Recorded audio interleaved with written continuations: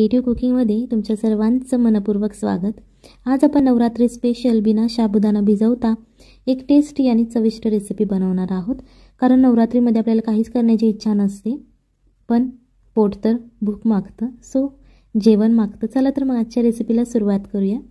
सगळ्यात पहिल्यांदा इथे आपल्याला एक बटाटा घ्यायचा आहे, त्याच्यानंतर त्याची साल काढून घ्यायची आणि अशा प्रकारे मोठ्या खिसणीने ते खिसून घ्यायचे आहे। जर तुमच्याकडे मोठी खिसणी अवेलेबल नसेल, छोटे होलवाली खिसणी अवेलेबल असेल, तुम्ही त्याने खिसून घेतलं तरीही चालेल। अशा प्रकारे एका बाउलमध्ये आपल्याला हा खिसलेला बटाटा ठेवून घ्यायचा आहे। आता याच्यानंतर आपल्याला या रेसिपीचे शेंगदाणे घेऊ शकता। इथे मी अर्धा कप शेंगदाणे घेतलेले आहेत आणि हे शेंगदाणे स्वच्छ आपल्याला निवडून घ्यायचे सुरुवातीला आणि त्याच्यानंतर 1 ते 2 पाण्याने धुवून घ्यायचे आहेत, जेणेकरून या शेंगदाण्याची जी वरची साल आहे ती नरम होईल। आणि ही सुद्धा आता या खिसलेल्या बटाट्यामध्ये आपल्याला घालून घ्यायचे आहेत। शेंगदाणे घालून झाल्यानंतर आपल्याला मेन इन्ग्रेडियंट आहे म्हणजे साबुदाणा। हा आपण कच्चा साबुदाणा घेतलेला आहे 1 वाटी।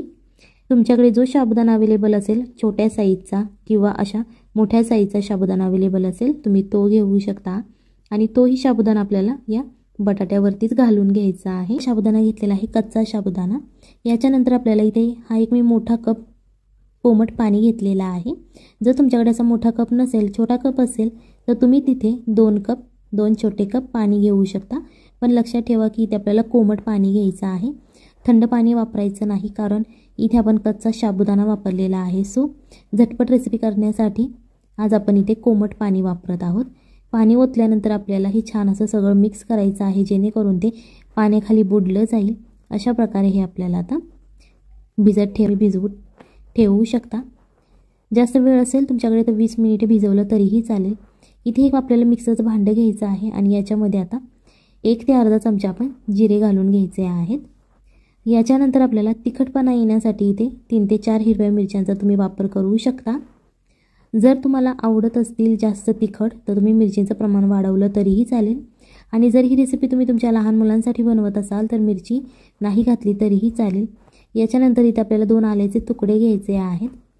तुम्हाला इथे जास्त वाटत असेल आलं, पण या रेसिपीसाठी आपल्याला हे आलं लागतं, कारण खूप छान याची टेस्ट येते जर तुमच्याकडे उपवासाला आलं घालत नसतील। त्याच्यानंतर इथे आपल्याला पाणी घालायचं आहे, थोडंसं घालायचं, 1 ते 2 चमचे पाणी घालायचं आहे आणि आता आपल्याला हे मिक्सरवरती बारीक करून घ्यायचं आहे। इथे आपल्याला हे एकदम जास्त बारीक करायचं नाही, जाडसर असंच वाटून घ्यायचं आहे। अशा प्रकारे आता आपण हे मिक्सरवरती हे वाटून घेतलेलं आहे, जाडसरच आहे, एकदम बारीक करायचं नाही, त्याच्यासाठी थोडंसं पाणी घातलेलं आहे आपण। अशा प्रकारे आता हे आपलं वाटण तयार झालेलं आहे। याच्यानंतर इथे एक पॅन घ्यायचा आहे, यामध्ये 1 ते 2 चमचे तुम्ही तेल घालू शकता। तुम्हाला बटर किंवा तूप आवडत असेल तुम्ही ते घातलं तरीही चालेल। तेल गरम झाल्यानंतर आपल्याला इथे 1 ते अर्धा चमचा मोहरी घालायची आहे। मोहरी छान अशी तेलामध्ये तडतडून द्यायची। जर तुमच्याकडे उपवासाला मोहरी खात नसतील, चालत नसेल, तर तुम्ही मोहरी नाही घातली तरीही चालेल। थोडेसे इथे जिरे घातले तुम्ही ते चालू शकतं, कारण जिरे उपवासाला चालतात। याच्यानंतर आपण जे वाटण तयार करून घेतलेलं आहे ते वाटण आपल्याला आता या तेलामध्ये घालून घ्यायचं आहे। हे वाटण जेव्हा आपण घालतो तेव्हा गॅस बारीक करायचा आहे, जेणेकरून ते तुम्हाला वाटण घालता येईल, हातावरती मोहरी उडणार नाही। अशा प्रकारे वाटण घालून झाल्यानंतर थोडंसं 1 ते 1.5 मिनिटे त्याला परतून घ्यायचं आहे मीडियम आचेवरती। त्याच्यानंतर इथे आपल्याला अर्धा चमचा लाल तिखट वापरायचा आहे।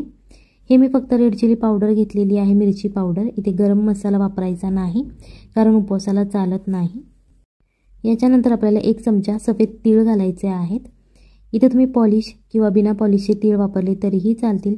थोडीशी हळद घालायची आहे। आता हे जे मसाले आपण घातलेले आहे ते छान असे मिक्स करून घ्या। इथे तीळ आपण घातलेले आहे, तुम्ही इथे कलोंजी सुद्धा घालू शकता, म्हणजेच कांद्याचं बी सुद्धा घालू शकता। याच्यानंतर आपल्याला अर्धा ते 1 कप दही घ्यायचा आहे आणि हे दही घेताना आपल्याला हे तयार होईल, त्याच्यासाठी तुम्ही हाताने फेटू शकता किंवा जो हँड बीटर असतो त्याने फेटलं तुम्ही तरीही चालेल, किंवा चमच्याच्या मदतीने ते मिक्स केलं, गाठी फोडून घेतल्या तरीही चालतील। अशा प्रकारे आता हे जे मसाला आहे आपला आणि दही छान असं मिक्स करून घ्यायचं, जेणेकरून ते एकजीव होईल आणि छान असं हे आपलं बॅटर तयार होईल। जास्त वेळ लागत नाही आणि अर्ध्या मिनिटासाठी हे आपल्याला थोडंसं शिजवून घ्यायचं आहे, जेणेकरून दह्याला मसाल्याची चव लागली जाईल। याच्यानंतर आपण ज्या वाटीमध्ये दही घेतलं होतं त्याच वाटीने आपल्याला पाणी घ्यायचं आहे। इथे आपल्याला 2 वाटी पाणी घ्यायचं आहे, त्याच दह्याच्या वाटीमध्ये घालून घ्यायचं आहे, जेणेकरून जे काही वाटीला दही चिकटलं असेल ते वाया जाणार नाही, आपल्या रेसिपीसाठी उपयोग होईल. अशा प्रकारे आता आपण 2 वाटी यामध्ये पाणी घातलेलं आहे. थोडंसं असं मिक्स करून घ्यायचं आहे. याच्यानंतर 2 ते 3 मिनिटासाठी याची उकळी काढून घ्यायची आहे. व्हिडिओ आवडत असेल तर व्हिडिओला लाईक करा. 1 चमचा परत लाल तिखट आपल्याला घालायचं आहे, जेणेकरून छान असं त्याला कलर येतो आणि तिखट असं ती छान आपली ग्रेव्ही तयार होते आणि चविष्ट लागते. यामध्ये आपल्याला एक उकडलेला बटाटा घ्यायचा आहे.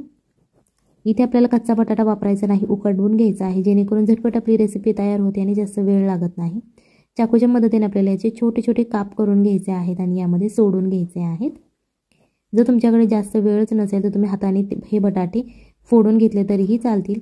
1 ते 2 मिनिट थोडंसं उकळून घ्या. त्यानंतर थोडं मीठ घाला, जेणेकरून छान अशी चव येईल आणि परत अर्धा ते 1 मिनिटासाठी उकळून घ्या, कारण बटाटे शिजलेले असतात, सो हे लगेच तयार होतं. व्हिडिओ आवडत असेल तर व्हिडिओला लाईक करा. आता हे जे आपण 10 मिनिटासाठी भिजवत ठेवलं होतं त्याच्यावरच आता आपण झाकण काढून घ्यायचं आहे आणि तुम्हाला दिसत असेल बघा, छान असा आपला साबुदाणा भिजलेला आहे, जेणेकरून ही रेसिपीत आपल्याला करता येईल. 1 ते 2 पाण्याने हे स्वच्छ धुवून घेतलेला आहे, जेणेकरून बटाटा लाल पडलेला असतो तो निघून जातो आणि स्वच्छ असा पांढरा बटाटा तयार होतो. मिक्सरच्या भांडं घ्यायचं आहे आणि या भांड्यामध्ये आता हे जे घेतलेलं आहे आपण मिक्सर, साबुदाणा, बटाटा आणि शेंगदाण्याचं ते सगळं घालून घ्यायचं आहे. मिक्सरचं भांडं मोठं असेल तुम्ही ते यूज करू शकता, जेणेकरून झटपट तुमची रेसिपी होईल. पाणी बिलकुल ओतायचं नाही यामध्ये आणि हे छान असं बारीक करून घ्यायचं आहे आपल्याला मिक्सरवरती. अशा प्रकारे आता आपलं हे वाटण तयार झालेलं आहे. पाणी याच्यासाठी घातलं नाही कारण बटाट्यामध्ये सुद्धा पाणी असतं आणि साबुदाणा सुद्धा भिजलेला आहे. इथे आपल्याला एक बाउल घ्यायचा आहे आणि या थोडंसं पाणी घालायचं आणि ते पाणी यामध्ये ओतायचं आहे. आता हे सगळं छान असं एकजीव करायचं आहे, जेणेकरून बॅटर आपलं थोडंसं सैल असं होईल. चवीप्रमाणे मीठ घाला. इथे जर तुम्हाला उपवासाचं मीठ आवडत असेल तुम्ही ते घातलं तरीही चालेल. अर्धा चमचा रेड चिली फ्लेक्स घालायचे आहे, जेणेकरून छान असं ते तिखट तयार होईल आणि दिसायलाही खूप छान दिसतं. हे सगळं मिक्स झाल्यानंतर एक छोटंसं पॅन घ्यायचा आहे. यामध्ये अर्धा ते 1 चमचा तेल घाला. तुम्हाला बटर तूप आवडत असेल ते घालू शकता आणि अशा प्रकारे चमच्याच्या मदतीने आपल्याला हे बॅटर मिक्स करून घ्यायचं आहे. एका साईडने जेव्हा ते भाजलं जातं तेव्हाच आपल्याला ते पलटी करायचं आहे. लगेच समजलं जातं आपल्याला की खालच्या बाजूने ते भाजलेलं आहे. तुम्हाला दिसत असेल बघा, अशा प्रकारे हे आपलं क्रिस्पी असं भाजून तयार झालेलं आहे. दुसऱ्या बाजूनेही तेवढंच आपलं क्रिस्पी भाजून झालं की ते पलटी करायचं आहे. इथे लक्षात ठेवा, फक्त हाय फ्लेमवरती हे भाजू नका, नाहीतर वरचा भाग करपला जायला ना तो शिजणार नाही.